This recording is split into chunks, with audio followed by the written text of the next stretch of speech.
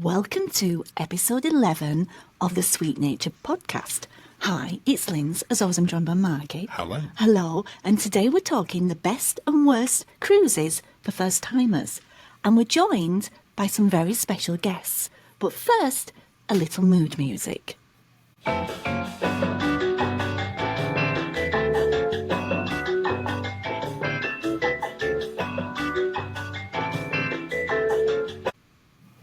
Your face seems to suggest you didn't like that mood music either. That's the lift to hell music. I do not like that lift music. That music reminds me of the Trafford Centre. Oh. It was called Cruise Ship Nostalgia. Cruise ship. Obviously. Ooh.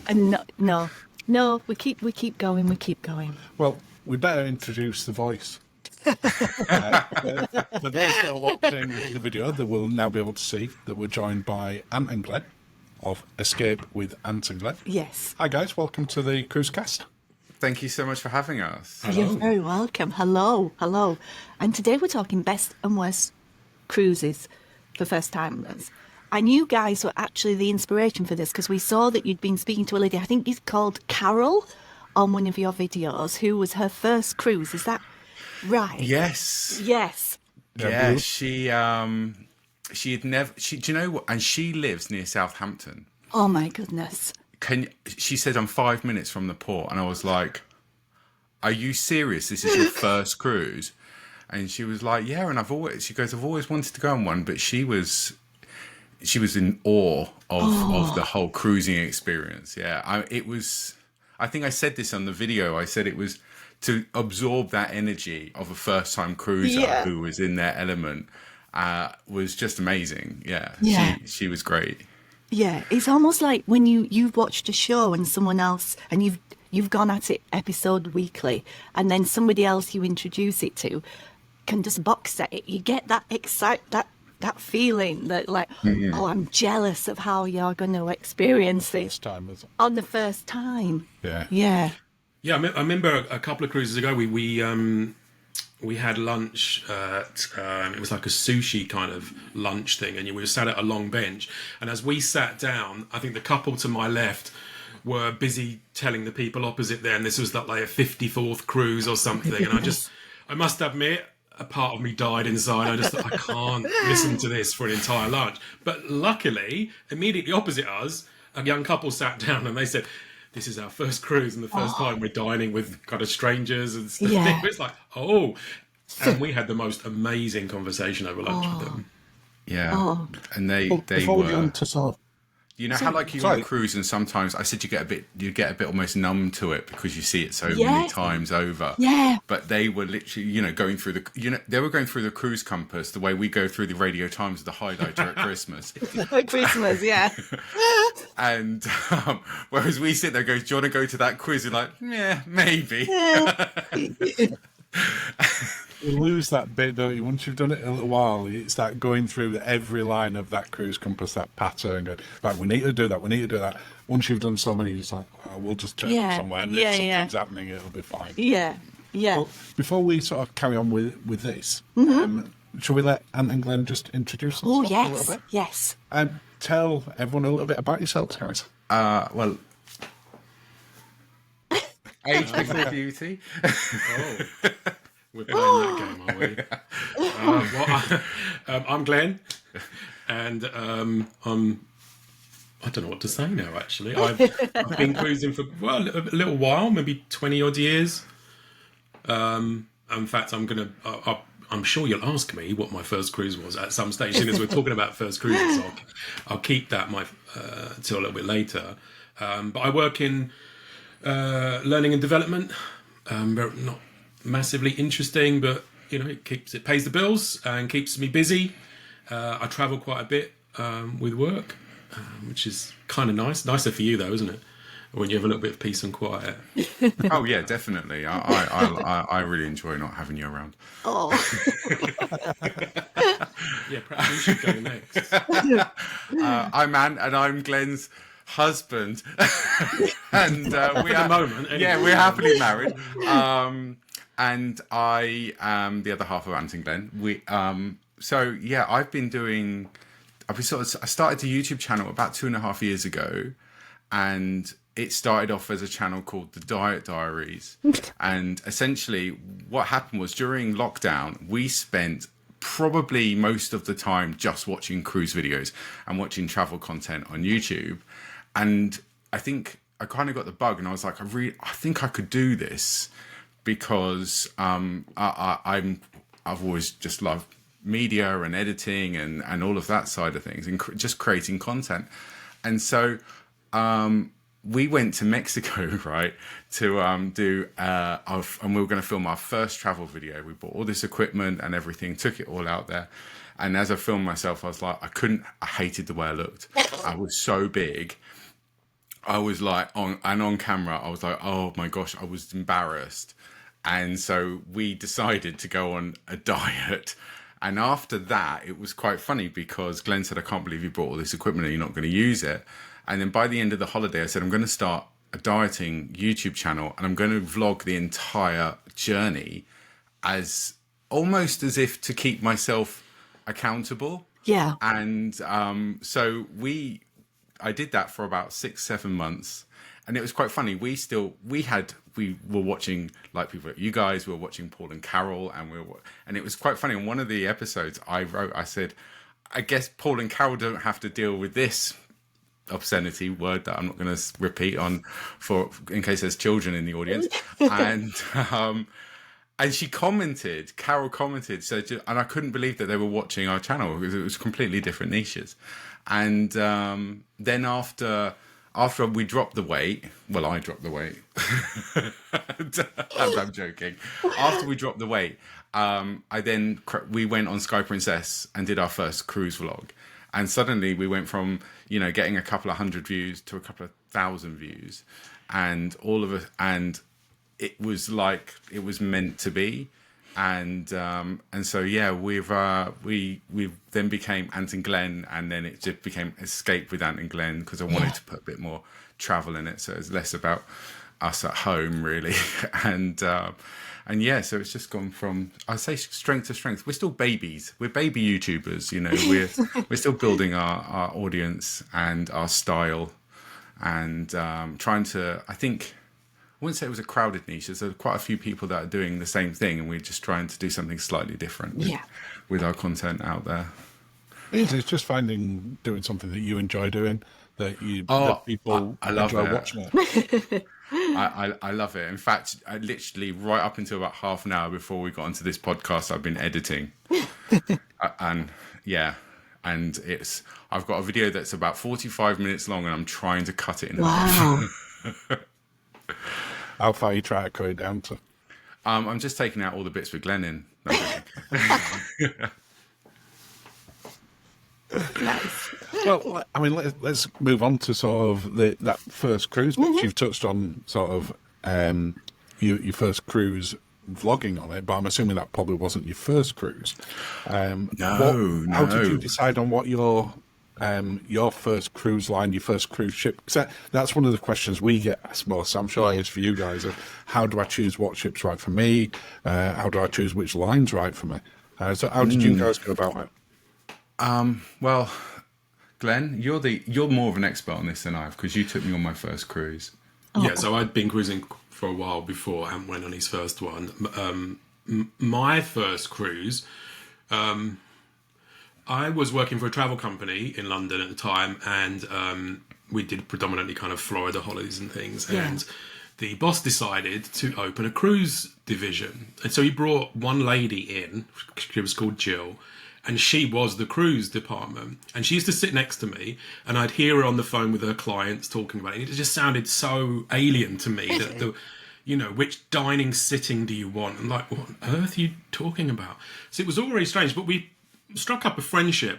And after a few months, she said, I've got a familiarization trip coming up, and I can take a guest.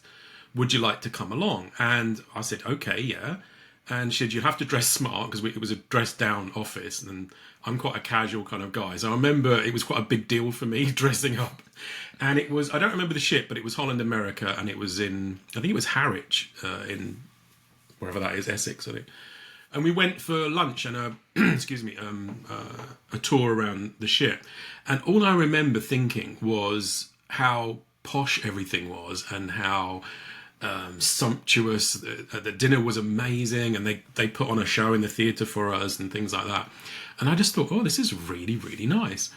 So anyway, the following few days, Jill and I were kind of chatting about cruising, and I said, look, I loved the idea and the feel of it, but I'm not dressing up for dinner. It's not my cup of tea. I've certainly never dreamed about going on vacation with a suit or anything like that. And she said, in that case, Royal Caribbean is your line.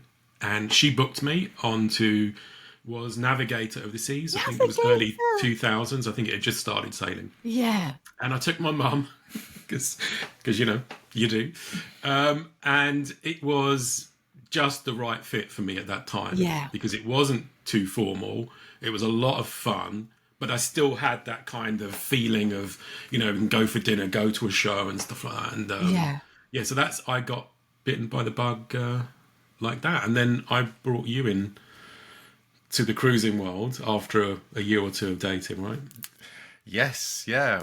It was NCL Epic. Oh. She was a new ship at the time, I think. She had only been sailing less than a year, I think. It was 2012 and it was in the Haven. So I was spoiled rotten on my first cruise. Yeah. And do you think that sort of then set that level of expectation then going forward? Yeah, yeah. Oh dear. Yes. It's quite funny because we talked about this when we were on Anthem of the Seas recently, about different, like, because we obviously cruising has changed so much even in the short time, 12 years that I've been cruising. And I think we could talk about the economics of cruising until the cows come home. I think that there's a common known issue across the board that cruising has got more expensive over the years. Yeah. For us, you know, you have to ask yourself, what are you willing to pay for this? What do you perceive as value? And there's a lot of things in that. And what I'm trying to dance around the point is that I've never stayed in a standard cabin. Then just say it. I don't want to come across There's as no shame attached. I don't want to come across as a snob. I have. Yeah. I haven't stayed in an inside before, but I have stayed in an inside. We've a never been porthole one, whatever that sea view one, or a regular balcony as well. So yeah. I mean, let's sort of just follow on that. So there's a lot of similarities there. Do you want to just explain what our first cruise was? It was Navigator of the Seas. It was Navigator. There we go. Oh my goodness! Yeah. What a coincidence! It's so. And do you want to explain how we decided on that? You know, the big thought process and everything that we did for selecting it. It was a bargain, and my family were already booked onto it, and you didn't want to go. Yeah. But it was a bargain. And the Yorkshire in me went, okay, it's cheap. Oh, no. Did you have to be convinced to actually go on it? Oh, massively. I used to get seasick going across the ferry on Mersey. So the thought of spending 4, 5, 6, 7 days, however long, on a cruise ship was horrendous. Plus, I had the preconceived ideas, much like you guys, that I don't like getting dressed up in my day-to-day work. I'm sort of dressed down a lot. So the thought of going where I actually get dressed up and what your preconceived ideas of a cruise are, I had all them. So the seasickness, having to get dressed up, it was just like not appealing. But because your family were going on it, and we genuinely did get a last minute thing. It was like about 5, 6 weeks out. Yeah, and we got a grand suite. Right, and our family were like, don't get an inside room. And we were like, we haven't. We've got a grand suite. And they're like, you've got a what? See, I was scared I was going to come across like a snob. There were 5 of them sharing a balcony. No, 2. They had 2 balconies. 2 balconies, for 5 of them. And they came up and went, why don't we swap? They were like, no. Why do we not? No. So, our first, quite a lot of our first cruises, I think up until we went on Disney for the first time, we were saying we stayed in a suite each time, because I'm like, okay, if I'm going on one, this is this what I isn't want. me. Yeah. And as you said, we still haven't got to the bit where we stayed on an inside cabin yet. No. Which, if we had, we probably could have done 3-4 times as many cruises as we have at this point. But Yeah. That's the Because thing. it's quite funny because obviously we watch a lot of cruising YouTubers, Yes, us too, yeah. and we've always asked us, first of all, how on earth can they afford it? Because they always seem to be on a different cruise every 2 weeks. Yeah. And then it's how do they get the time off work? Yeah. Yeah. And we find that it is a lot of people. They stay in insides. They stay in they get deals, or they go on 3 or 4 nighters. Yeah. And it is possible to have a really good value cruise where if you are the sort of person to not spend a lot of time in your room, and we spend an awful lot of time in the cabin. We love the cabin and spend a lot of time on the balcony. You know, if we weren't those sort of people and we're out doing all the activities, staying in an inside would actually be probably a better choice for someone like us. And I always say that you can just put the extra money into a drinks package and all of a sudden you're in an all-inclusive. Yeah. And you don't have to worry about any sort of like bills at the end of it. Yeah. And I think that for us, but talking about what you mentioned earlier about the formality and dressing up, I remember when Glenn, you were talking about NCL and we were talking about the Epic, one of the key reasons we chose the Epic was because it wasn't too formal, because it was a case of he didn't want to dress up. I love dressing up, you know me, I want to be the center of attention. But yeah, when we did it, that was a very key deciding factor for us. Yeah. if I remember right, didn't Epic want that one of the first ones to do like the freedom anytime dining as well? Mm-hmm. Yeah. So there were none of that sittings at X and Y.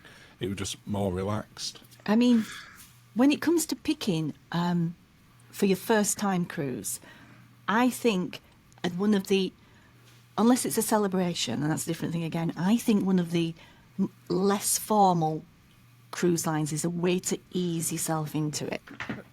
Yeah, unless you sort of very much sort of enjoy the formality. Yeah, if you're someone who likes going to the opera and the theatre a lot and you like putting on the tuxedos, then something like Cunard is probably a great first time one because it's going to be that very similar bit. Yeah. But the number of people that we've spoke to Who are not. And like you guys have just said, ones like Lower Caribbean are a good gateway introduction, and NCL would be as well, to cruising. Yeah. Because there's that formality there if you want it, and they have, I mean, a lot less so nowadays on Royal Caribbean compared to what it was, but they still have formal-ish night, so you can still get dressed up and go on a date, but it is a lot different to when we first went on. Yeah. Which isn't that long ago. When was 2007? That's nearly 20 years ago, darling. Right. I also find that the formality of some of them, take Cunard for example, is it can be very intimidating to first time cruisers if you're not used to actually that environment, or you feel that how dressy is dressy. Yes. And how smart is smart. And I think that you can get the best of both worlds with Royal Caribbean because people do dress up and they really make an effort. And I've never felt uncomfortable in any of the cruises I've been on. I've sailed predominantly with Princess, actually, more than Royal. But even though Princess, if you had to compare them, you'd possibly say they were a little bit more formal than Royal. But I have never once dressed up for dinner on Princess, other than a short sleeve shirt and a pair of slacks or something. Never more than I've never worn a tie, and I've never ever felt out of my depth. And if I did, if it's the first formal night, for example, if read the room, if literally 80-90% of the whole ship's in tuxedos and you're not, I'll just go and sit in the buffet that night. There's other things you can do, and I would never discount a line based purely on the level of dress code or anything like that. So no, I wouldn't now, but I did discount Cunard for a long time. Oh, you did, yeah. What changed your mind, actually, Mark? Lindsay? Yeah. We watched Paul and Carol, because Paul and Carol went on it, and they were like, this is not what we expected. It's real, the atmosphere. We've watched a lot of videos over years on it, and sort of earlier ones seem to reiterate my fear of it, that it's just too stuffy for me. Yeah. And that I wouldn't enjoy it. And then I say, watched Paul and Carol, watched a few other people, and all of a sudden, it was like, okay, maybe we give this a go. Yeah. And I'm very glad we did. It is a very different environment, but Queen Mary 2 remains one of my favourite cruises that we've ever done. And it's one of the few cruise ships that I do want to do again. Yeah. Normally I want to, purely from creating videos and stuff, I don't want to do the same one over and over. Yeah. But QM2, I kind of go, I don't care. I just want to do that ship again. And in particular, a transatlantic on that would be amazing.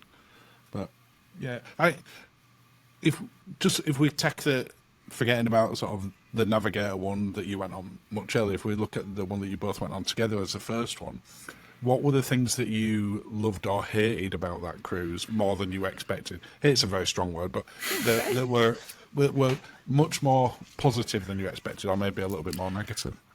I think for me, I had never been waited on in that kind of environment before, like people putting the napkin across your lap and things like that. I found that to be very awkward to begin with, because I just wasn't used to it. It was a very plush environment, although the haven on the Epic before they had all the muted colours after the redesign looked more like Studio 54. There was a lot of chrome. A lot of it honestly, it was like Vegas. It was all kinds of tacky, but in the best possible way. But one of the things I really loved was there was a lift that took you up to the haven, and only your card would get you in this lift. And at the bottom of the lift was the hot dogs. And I would come down to get hot dogs and go straight back up. And I was 50% hot dog by the end of it. But it was, I think that for me was, it was hard for me to get used to that. Yeah. Particularly in the Haven restaurant. It was because it wasn't formal. No. It was just elevated, I think. Yeah. And how it was a struggle to keep him in the restaurant. Actually, he kept wanting to go to the buffet because he felt more comfortable there. I said, "We have paid a lot of money for this. We're sitting in this restaurant." It's so true. It's so true. And I think I said it on the video that went out the other week, was if you're in a suite. Yeah. And they have a suite restaurant. Yes. Eat in that restaurant as much as you possibly can. Like Coastal Kitchen on Anthem of the Seas is an outstanding restaurant, as is the restaurant in the Haven on Epic. I can still taste the crab cakes, eggs Benedict. It was like crab, eggs Benedict with hollandaise sauce, and I had it every single day. I know that if I ever get back on an NCL ship, which I hope I will one day, that's the first thing I'm going to eat. Yeah. How far did you travel to get on Epic for your first cruise? Was it quite? Did you do it on the same day? Did you go in the day before? We have. I can tell you now, and this is like my big tip for first-time cruisers: never drive down to Southampton on the day you're going to embark, or if you're flying out, don't fly in on the day. Always go the day before. If you can, go a couple of days before and enjoy the city, because you're just asking for trouble. I think it's so stressful. It's so stressful. I can't believe so many people do it though, and so many cruise lines. If you buy P&O, do it. Marella do it, yeah. Yeah, they will fly you out on the day. I'd have anxiety the whole time if we did that. I just couldn't do it. Also, I think as well, because it's eating into your day. Yeah. Like we are very much, when as soon as check-in opens, well, I don't. You're the travel agent in the family, but you're straight there at 2:00 in the morning with an alarm set, so we can get the earliest check-in boarding time, so we can utilize as much of the ship as possible. Yeah, and I think that would also be, if you're a first-time cruiser, do that, because it's that electric atmosphere. If you're first on as well, it's a bit quieter before it starts getting quite busy, because the embarkation day is always a bit mental. But what time do you normally wake up? Because for me, it's almost like Christmas Day when on cruise day. You don't sleep, you're checking the clock, like, is it time? You have me set like 3 different alarms, and we're always up about 4 hours before anything. Yeah, it's, You can't, and I don't think any other holiday does that to you, though. I don't know. I think anytime you're sort of excited to get away, you do that. But cruising is special for that as well. Yeah. I wonder if, because I've thought about that as well, because when you think about, because we do a lot of land holidays, I think so many cruise YouTubers seem to only do cruise. Maybe they just don't film their land holidays, I don't know. But we're very much kind of 50-50. In fact, I think we've got just as many land holidays booked in the next 18 months as cruises. Yeah. But one thing I think that does differentiate them is when you're on a cruise, unless you're on a kind of a European MSC itinerary, everyone's getting on at the same time. Yes.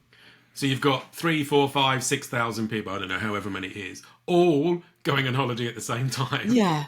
And all arriving there pretty much at the same time. So I wonder if that adds to the kind of the group energy. Whereas you turn up at a hotel, you're possibly the only ones checking in at that time, or, a handful. And I also wonder, because we haven't done an MSC cruise as yet, if it's on one of those kind of open itineraries, open loops where you can get on and off at any stop. I wonder if it's more like a hotel holiday if you're the only people arriving that day. It's not. I don't know. If you're getting on at one of the main ports, so if you're getting on at Southampton, for instance, on Virtuosa, then that'll still be pretty much the same as normal. Yeah. And you'll have 2,500 people getting on that day.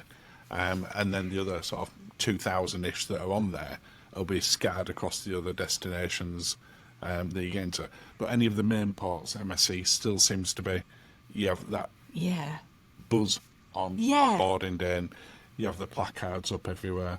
I mean, to be fair, on MSC, every day seems to be a boarding day. And placards everywhere. The pop-up banners and everything, it's... That's the only downside to it. Every day there's a muster drill. Yeah. Oh God, I didn't think about that. Yeah. And imagine like every evening you're walking around and there's suitcases out. It just feels a bit.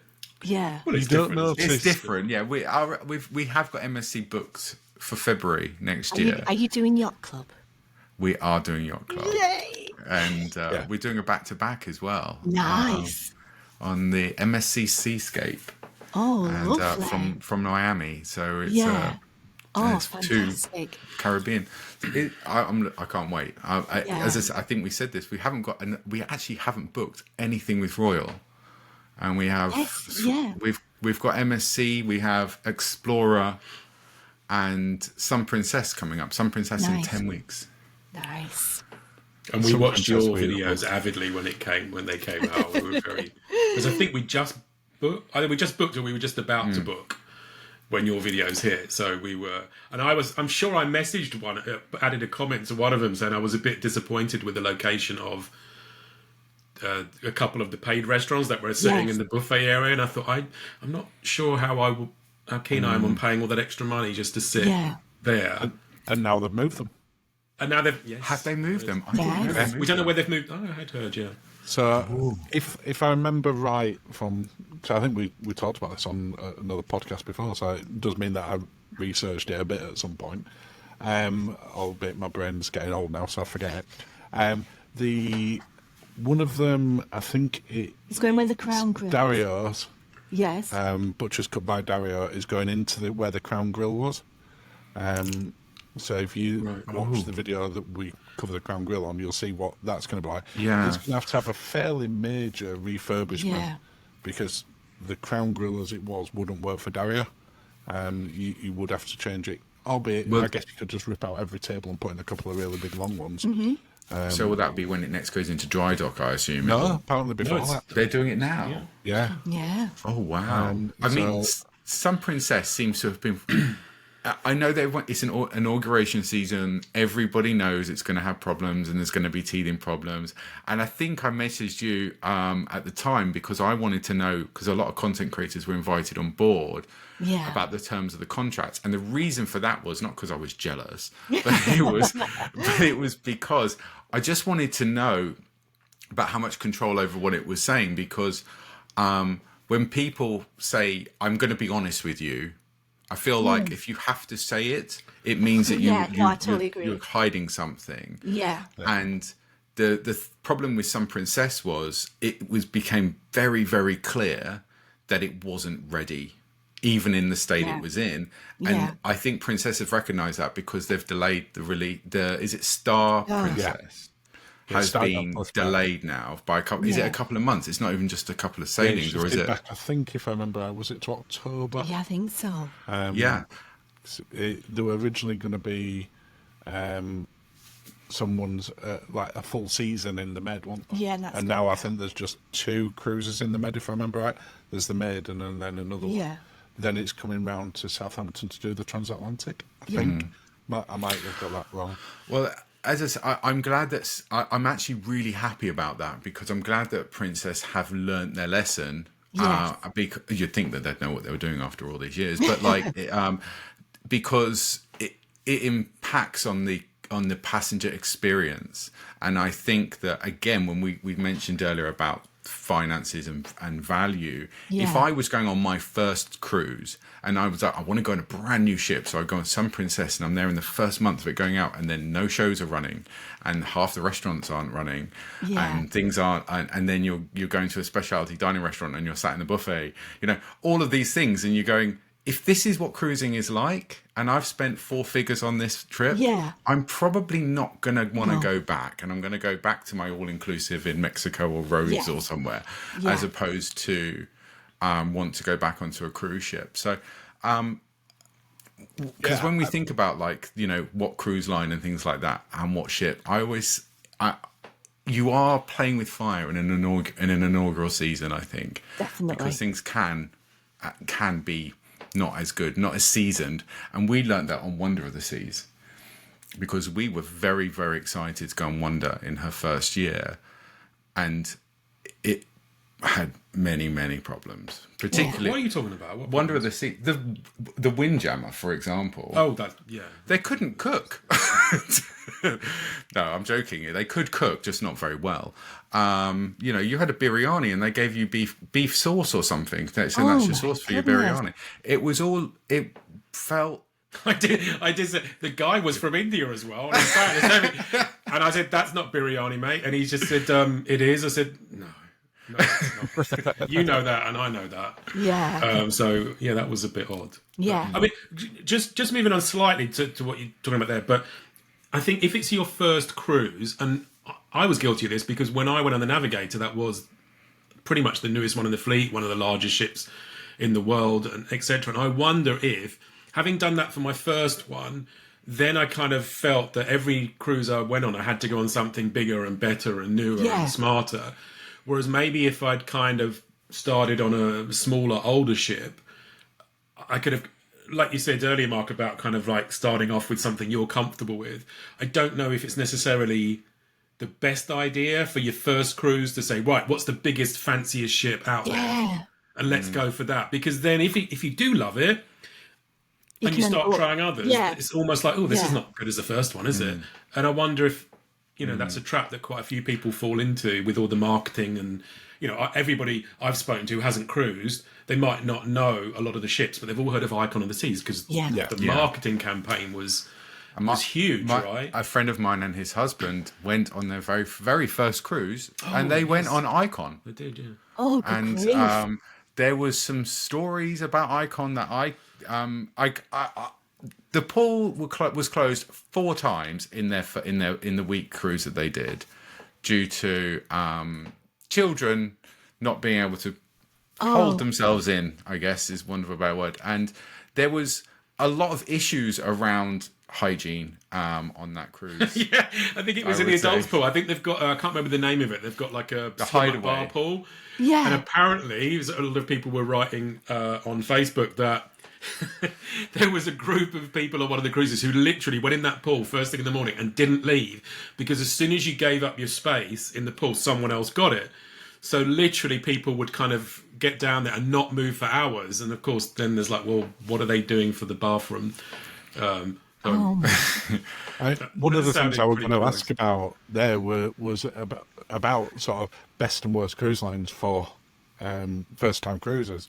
And Icon of the Seas, I think, is like that perfect example of there's so much hype around it that non-cruisers know about it, but it's probably, I would say personally, absolutely not. And you'll pay double. You'll pay double. We were. Day one, as soon as those sailings opened, I was straight on. And I said to We were Glenn, ready to book. We were literally logging on like... I have not been more excited for a cruise ship in all my life. Yeah. Because I think with Wonder, what they did with Wonder is they took what went really, really well with Oasis Class. Yeah. They lifted up, because Icon Class and Oasis Class are not dissimilar in size. But the way they've designed it is it makes it look a lot bigger than what it really, Yes. really is. Yeah. And I think what they've done is they've really elevated that kind of experience.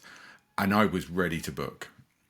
And then I saw the prices, and I said to myself, I was like, we really needed to. We're going for 2 weeks on MSC in the yacht club in one of the best suites for less than what we would have paid for 1 week on Icon of the Seas in the same month. And that, Yeah. I just think that, I mean, Royal Caribbean, come on, they're taking the mick. You know, something's got to change, or if people are willing, if that's just the way it's going and people are paying all that, and Well, the ships are sailing full every week, so yeah. I mean, it's crazy, but it is what it is. If people have been on Icon and they loved it, then awesome. You know, I'm happy for them. I really, really am. And I say my friend and his husband, the first thing they did was message me and say, do you want to come on, what was it? Allure of the Seas in 2026. Yeah, they went on Icon first, and their second cruise is the Allure, which hasn't been refurbished in I don't know how long. So they're like, yeah, I'll be interested to hear what their comparison is like. Yeah. Yeah. What do you think about sort of the mega ships being not necessarily Icon, because there's a lot of big ships being that first one? One of my fears when I went on it, I don't know if it's the same for anyone else, was that I might be bored, or I might feel a bit claustrophobic. And the attraction to the bigger ones is that, you know, there's more open space. You just talked about the Oasis class, which is my favourite class of ship, because you've got things like the Central Park, and you get that sort of airflow coming through. And I think Royal Caribbean did an amazing job of how they navigate people around Oasis, and it don't feel crowded. But they are big ships, so a lot of people on them. Is a mega ship right for first timers? What do you think? I think a ship that's easy to navigate is probably the best kind of ship for a first timer. And I would say Oasis is pretty easy to navigate. Unlike some that are higgledy-piggledy, where you have to go up, to go down, to go backwards, to go forwards. I think, and I'm going to include some Princess in that category as well. Well, being a bit higgledy-piggledy. Yeah, and also QM2. But in respect of I don't think they should fear one of the bigger ships, because they are easy to get your way around. It just takes you longer. Yeah. So would you be more sort of favourable to recommending the bigger ship compared to sort of one of the older, smaller ones like a Radiance class ship on Royal? I think it depends on the itinerary, if I'm honest. Right. Where do they want to go? What do they want to see? And do they want the resort feel? And and something. There's so many factors. That's the thing. You can't. I feel this podcast could go on forever. If we, It also depends on the type of holiday you want as well. Because I always say there's a do something holiday, and then there's a do nothing holiday. So it's quite fun for us as YouTubers, and I'm using that term as loosely as I possibly can. I find that when I go on a cruise holiday, it's a do something holiday, because we're constantly making content, and my brain is going 10 to the dozen the entire time, because I'm always thinking, have we got everything we need, and all this, that, and the other, before I can then relax, and then before I know it, I'm disembarking. And then I go into a hotel holiday where I don't take a camera. And that's my do nothing holiday, and I can lay by a pool the entire day with a cocktail in my hand and not even think. And you might be the sort of person that wants to lay by a pool the whole time. Yes. So a transatlantic or something like which has a lot of sea days, you're going to still get that experience, but it's going to be crowded. Yeah. Like being on Anthem recently, and we said this in our top tips video, which is if you want to be in the solarium, you need to be an early riser, because it gets very, very busy. But once you're in there and you've got your base and you're happy and you're sat down, it doesn't feel. But I'm not sure hectic. first time people actually care about that. When you look at the way that people book, say, all inclusive holidays, majority of people choose a hotel not based on the resort or the country, it's based on the facilities that are in the hotel. Yeah. Because if you've got kids, or you're bringing your parents along or whatever, you want to make sure that it's got the right number of restaurants or the right play areas or how many pools it's got or how close to the beach it is. And Yeah. that will typically drive how you choose an all-inclusive holiday. So when season cruises, I think so many of us talk about itineraries, and I've chosen that one because it's a Yes. very unusual itinerary, which sounds great. Yeah. But I think for new cruisers, I don't think they're as bothered about that. I think they would look at what facilities has this ship got, and Yes. you mentioned Oasis class. And you can't really get a longer list of facilities No. than one of those ships, right? No. So I wonder if for first timers, that it's actually a really good bet to Yes. have a look at the facility list and say, does that tick all your boxes? If it does, Yeah. don't worry where it's going. You'll be on the ship enjoying the facilities, right? Yeah, and that's the funny thing about Utopia of the Seas, which is about to have its first year. That seems to be marketed as a 3-4 night cruise, and I'm thinking this is an Oasis class ship. They've put Azumi in the park, by the way. That looks amazing. Ooh. And Where was it before? it was. Do you remember? It was in the bowels of the ship. We even said it was in it felt like it was in the basement on Wonder of the Seas because it was all really dark. Do you not remember? You've spent ages complaining about it. Anyway, they've moved it to But the thing is, they've got this 3-4 night vacation party weekend. The way they're marketing it, and I'm like, this is a huge ship with a lot on there. 4 nights is just not even gonna. I don't think it's enough to be able to appreciate all the work that they've put into that ship. And I wouldn't want to do a back-to-back with a 3 and a 4 nighter, but Do you think that's about them trying to get more local return bookings? So people in that area coming back and doing it 2-3 times. 100%. Do you know where is it going from?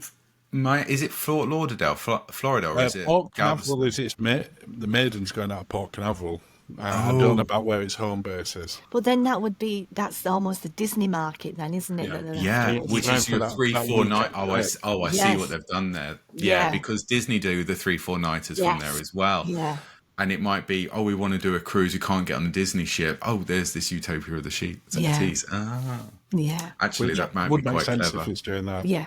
Yeah. So we all agree, look at the facilities, regardless of where it's going. Yeah, And go with it. yes. Just go with it. Yeah, Yeah, just 'cause- enjoy it. I mean, Yeah.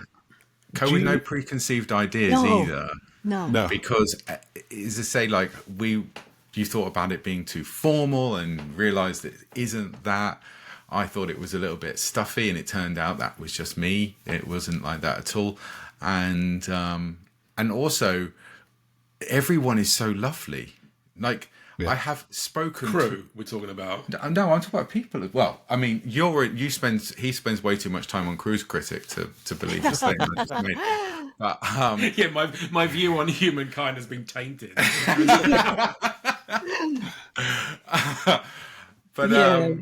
but I everyone I've ever spoken to on a cruise has been absolutely lovely, and everyone seems to be just open to having a conversation, particularly with like seasons cruisers and also like we met a few Pinnacles on the last cruise as well, and speaking to people who have been on Who are Pinnacles?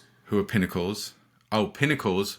For the listeners who do not know, people that have 700 Crown and Anchor points. You get Wow. 1 point per night on a Royal Caribbean cruise, or 2 points if you stay in a suite. They are the biggest Royal Caribbean fans. You Yeah. Yeah. You have to Yeah. spend an awful lot of money to Yeah, get. someone Yeah. said it's about $250,000 Wow. you would have to spend on cruises to become Pinnacle. And but I got tier matched to Glenn on the last cruise to Diamond Plus. And he was really happy about that, weren't you, Glenn? I earned my membership. I married into mine. Yeah. That's the best way to get a status man. So I got my five free drinks every day. Lovely. We're one step behind that on Walls. Yeah, yeah. We're at Diamond. Yeah. We're Do you know how we did it? It was during after COVID and they started sailing again. We didn't we had already booked a cruise, so we weren't aware of the offer at the time, but they gave 4 Crown and Anchor points per night, and we did a transatlantic. Wow. So we got 14 times 4, and that shot me from platinum to diamond. And then I married into Diamond Plus.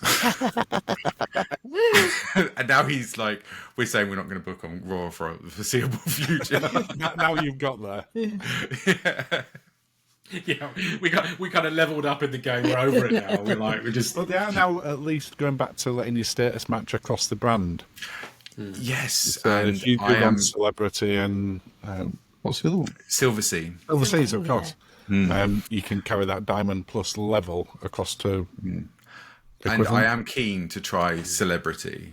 I'm very, very keen to try Celebrity. I think the Edge class, like Edge Beyond Apex, all look beautiful. Yeah. Gorgeous. And the just the aesthetic inside just feels it feels like a very calm environment. You know how, because like Carnival, for example, is very kind of loud in your face, and they're very they are really behind their marketing and the way that they design their ships, and there are people who are purists when it comes to Carnival, and then that is the complete antithesis of something like Celebrity. Yes. So when we talk about the type of cruise you want to go on as a first-time cruiser, if you are a party person, then don't be afraid of Carnival, you know.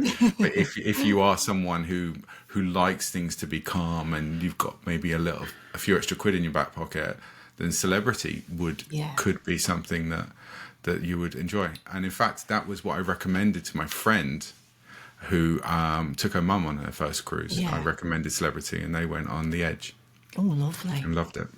And I think it's one of those. It's such a great point, that, because one of the questions that I had in my head about today, what I thought we should be considering, I don't think it's actually a relevant question, because I don't think there is a right and a wrong answer to it. Which is, which is the best cruise for a first time, best cruise line, and which is the worst cruise for a first timer. And I don't think there is an answer to that. It's really down to the individual in terms of what do they want out of that cruise. And as I said, if the partnership is what you want, then Carnival, Virgin, something like that. If you want something more relaxed or something upmarket, there is literally a cruise line. You just have to just watch all the videos. Just watch YouTube. Yes. There's everything you need. Live vicariously on YouTube. Yes. Yeah. Absolutely the best thing I do. We watch so many cruising podcasts, cruising videos during pandemic. We watch them all. We can't go anywhere. We're just going to cruise via the sofa. Yeah, but we do watch cruise videos all the time. I would say that is the thing that we watch the most out of any media. Yeah. Which is probably quite sad. But We're the same. We watch YouTube more tthan any other Yes. streaming service out there by it's not even a close race. And we are all, one of the things I love is finding new content creators, because I think it's quite funny, because when we did a video about Odyssey, and we stole your idea, the way, Linz, you never have seen the footage before, you see it for the first time and you get that raw reaction, and you're kind of recollecting all the stuff that happened when it was shot. Yeah. And I find that that's such a unique way of creating content, because a lot of people sort of find themselves in their comfort zone and doing the same thing. And so when you watch like a lot of different content creators, you've seen the same vlog a million times and all of this and the other. And it was so refreshing to see what you guys are doing. And imitation is the sincerest form of flattery.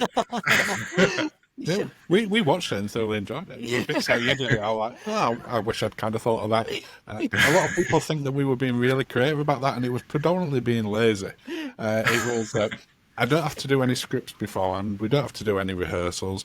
We don't have to be speaking much when we're on the ship, because until you did your practical ship tips, first one of them, which I think were on Iona, we never did any commentary on the ship. No. We filmed and we did everything afterwards.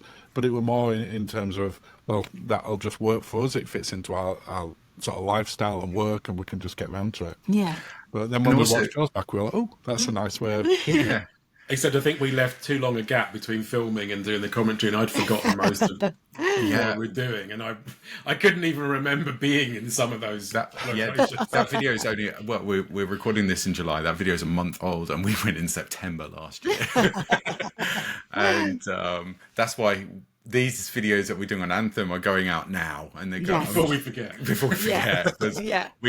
We've kind of found like this thing where you have like start with the tips. So 'cause one of the things I've learned about YouTube is it's a search engine. There are two things that YouTube is designed to. It's a search engine, the second most popular search engine after Google, and even though it's owned by Google. And also though it's a great video platform, it's there to do one thing, which is to serve people advertising. Yes. So it's about making content that people want to watch. So YouTube can serve them more adverts, and that's how they make their money. And unless you've got premium, which is the best thing ever, honestly. And I think that for us, I mean, as YouTubers, when you get that kind of mindset, when you're looking at it, you go, okay, what are people searching for? Yeah. And what questions are we trying to answer? And that's where we started, like, and you'll notice this in Anthem, it feels we've structured everything a lot better this time round, as opposed to going out and filming everything and not really knowing and trying to cobble it all together in the end. And I found that what you're trying to do is answer a question. So that's why we have like the top tips videos and things like that. These are the tips that we've learned, and it's actually always the last thing we shoot and the first video to go out. But I think for first timers as well, I think YouTube is one of the best kind of social media platforms, because when you look at some of the alternatives, when you look at Cruise Critique, when you look at various Facebook groups, which most sailings seem to have a specific Facebook group, what I've found in there is somebody will come on, they'll post a question, they're clearly a first time cruiser, and they'll get a barrage of really negative kind of comments back. And, you know, sometimes I really cringe and I think, you know what, to you it might sound a stupid question, because I guess you've cruised before, but why on earth do you have to belittle this person who's come on and wants some support, needs some help, needs a bit of guidance, and instead they just get trashed? And I do kind of, I understand that some people are keyboard warriors or whatever they're called when they can't help themselves, but I wonder what damage they're giving, because if that new person is coming in going, this is the cruise community, they're actually not that nice. I don't think I want to go on a ship with them. They're quite mean. Whereas I think YouTube, even on the YouTube videos, which might be a bit clickbaity or might come across with an overall negative connotation, at least the format, the long video format, allows more of a balanced view than specific comments in other platforms. So I think as a new person, I would say watch YouTube, avoid some of those others, and avoid the clickbait stuff. Oh my god! And the negativity around it. I know that negativity sells. Yes. And it's quite funny. There was the video that we did of our embarkation on Anthem. Glenn was working abroad at the time, so I'd edited the video, I'd uploaded it as a private video to YouTube, and I sent it to him to watch. And he rings me at 6 o'clock in the morning and says, "You need to take that entire section out because you come across really arrogant."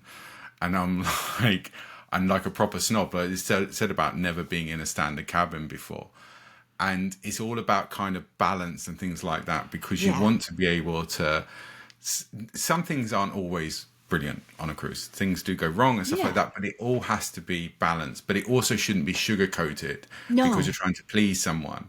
And I think that if you can get that balance right, and what upsets me, I would say, well, not upsets me, what irritates me is what I see on a lot of YouTubers, not a lot of them, not all of them, but a few of them, when they go in on the negative and that clickbaity thumbnail and all of this. This was the worst thing ever. And then when you actually watch the video and you get through 8 or 9 minutes of them rambling about nothing to do with the actual topic, and then when they finally find out what the problem was, it was, you know, it's something so mild that you're just like, oh my gosh, I just wasted 10 minutes of my life on this. That's it. That's it. Well, we've always wanted, I mean, what we've sort of created our videos to, and you said this is how you wanted to do it, which was to be a resource for people in the same way that we wanted to. We used YouTube and use YouTube now as a resource for finding answers to questions that we don't know. and it's what we want to see, but we want it to be. I'm going to use the term honest there, but as you said earlier, it's just massively overused on that. It's You want it balanced, to be, I think. Yeah, Yeah. you just want to know that the person is giving an accurate portrayal of what it is. Yeah. Good or Exactly. bad. And Yeah. let's take Sky Princess, for example. And I got Yeah. a lot. This is our most downvoted video, which was the last chapter on our Sky Princess, which is our first cruise vlog series. So we were still finding our feet on how to create this kind of content. But I went on a massive rant about the app, which was It is horrendous. awful. It's not as bad now. No, it's not as bad, but it was terrible. I'm very. Do you actually get what you ordered? I'd like a gin and tonic here. I'd like a gin. And it actually arrives. They honestly, we were disembarking when they came running up to me with my gin and tonic from day 2.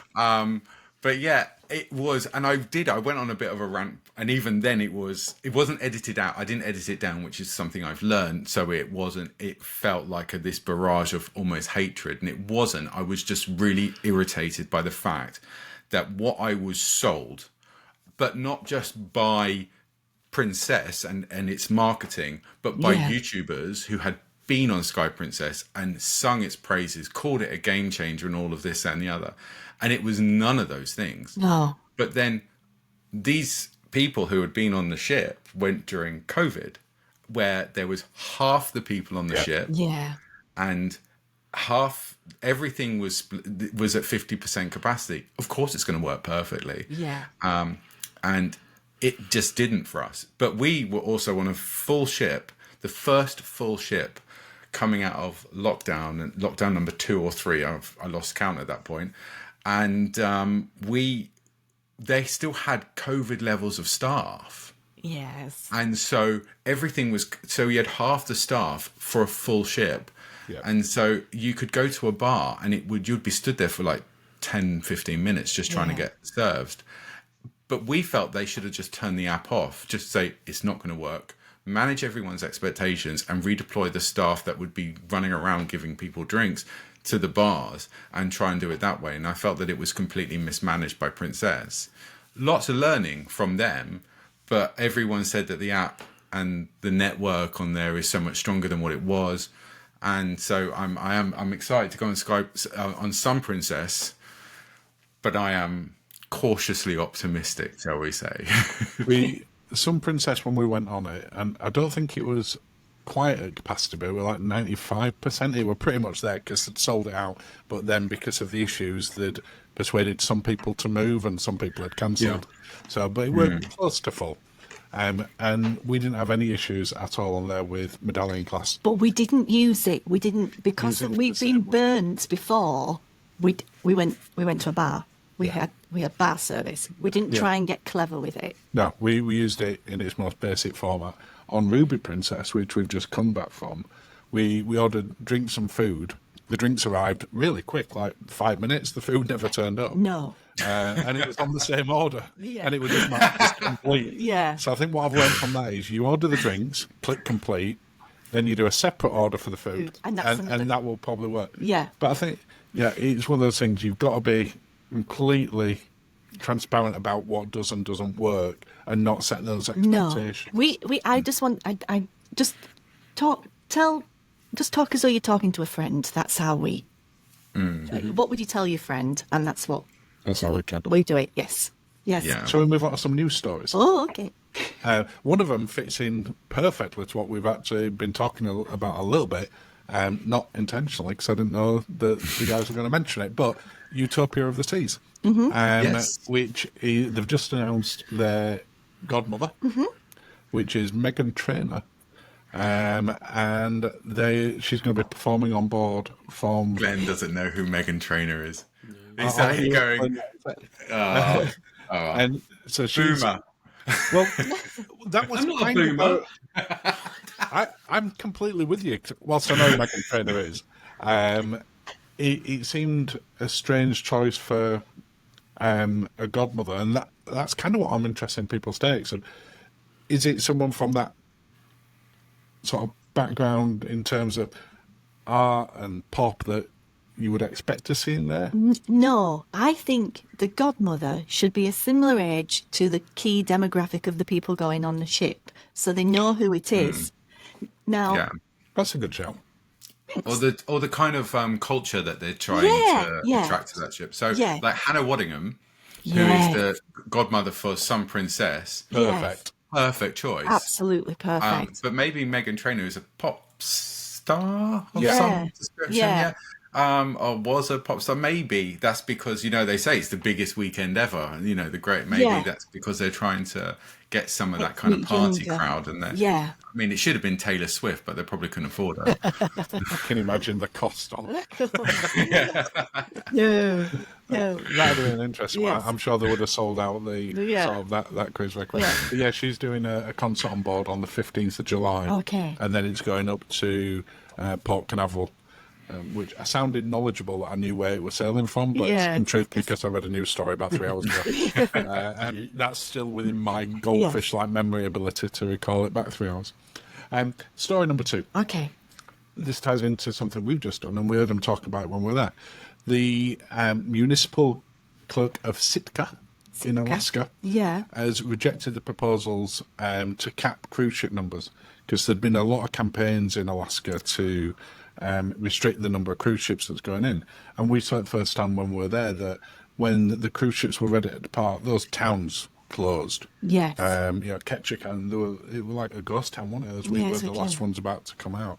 And I'd thought, how are these cruise ships, how are these ports going to survive if the numbers really diminish?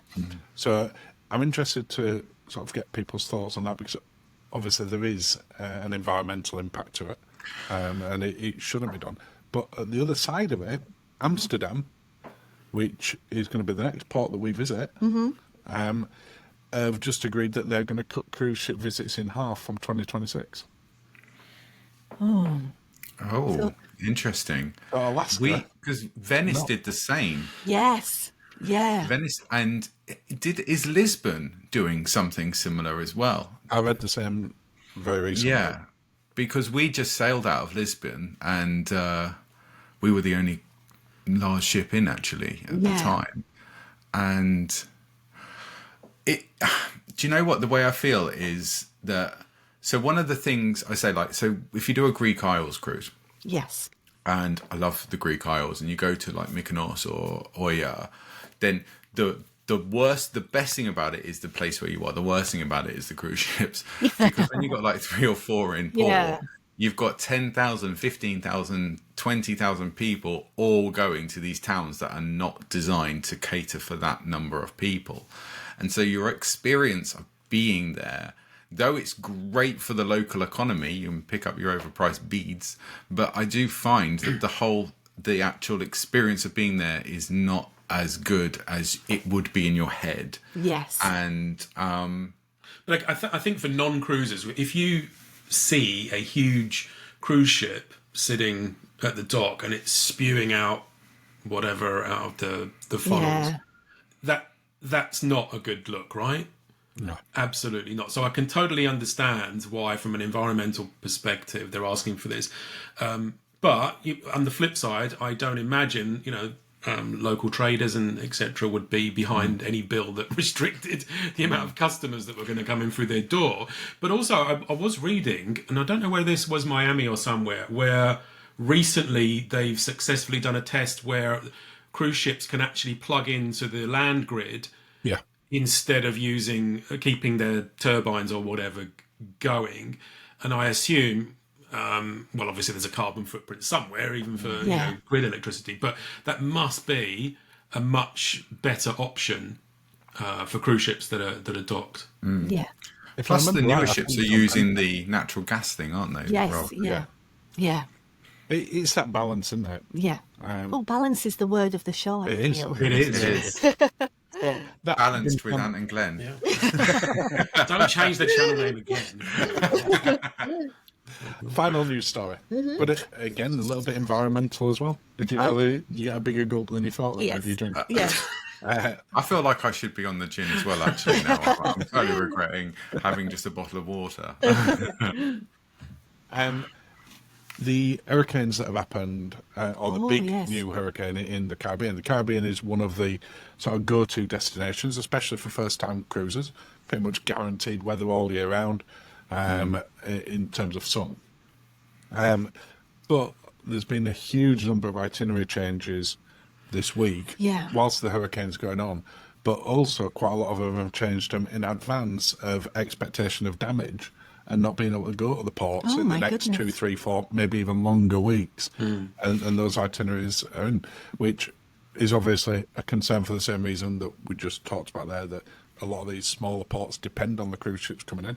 We saw the impact and the struggle financially on them during the pandemic, and they're only just sort of coming out the other side of that.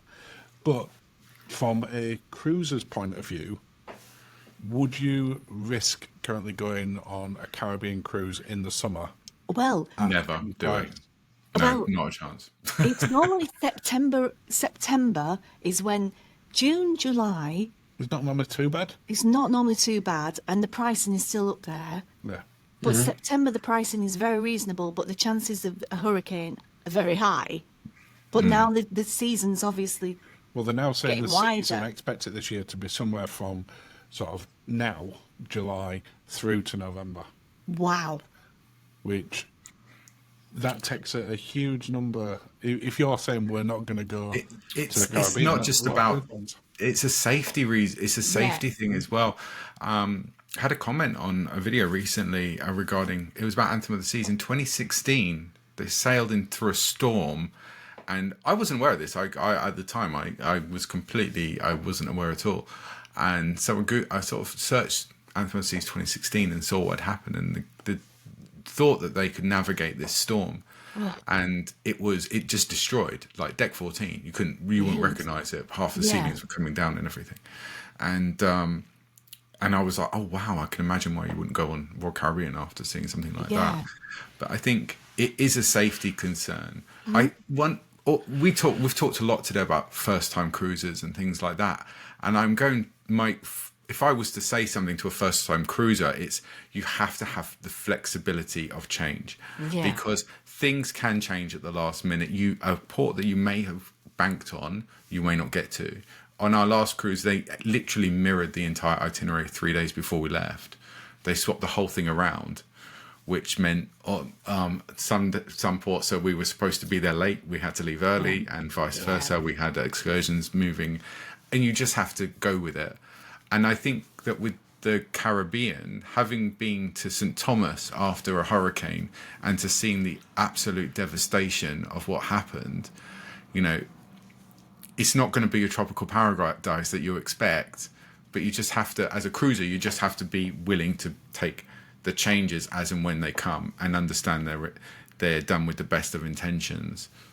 I would be all right travelling during the summer if I was a first-time cruiser. I think as long as, Lynn's like what you said, as long as you get a good deal. And I think if you're going after schools have kind of gone back in, but before the kind of high season in kind of November, December, I think if you can get a good deal, I would trust that the captain will, redirect the ship as is necessary, right? Yeah. To avoid any of those rough seas. But also, there's a lot of Caribbean destinations which are outside of the cyclone belt as well. I think if you look at kind of Antigua or Barbados and the ABCs and stuff, they're all, I think, outside the kind of hurricane zone. So you might be able to find an itinerary which does avoid it anyway. So I would, if it was a good deal, I'd go. And as you said, the cruise lines and the captains, they never want to cancel a cruise. They will always just try. The second that ship isn't sailing. sailing, it's losing money. Yeah.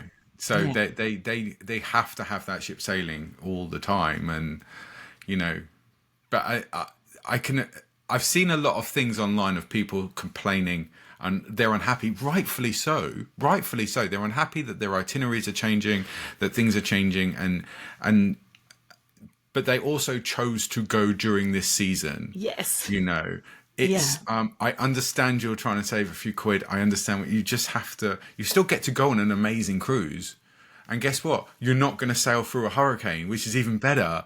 So, isn't it nice that Royal Caribbean are actually flexible enough to say, do you know what, rather go this way, we're going to go this way, Yeah. just for your own safety and for the safety of our ship as well. Yes. And to be able to keep cruising. Because as I say, the minute it's not cruising, it's losing a lot of money for them. These are billion-dollar ships, Yeah. And even when you're paying to go high season, I mean, look at all the people that are paying to leave from the UK right now in July, Yeah. and look at the weather. Look at the weather. Yeah. Well, you can't guarantee it any time. So No. I would go for it.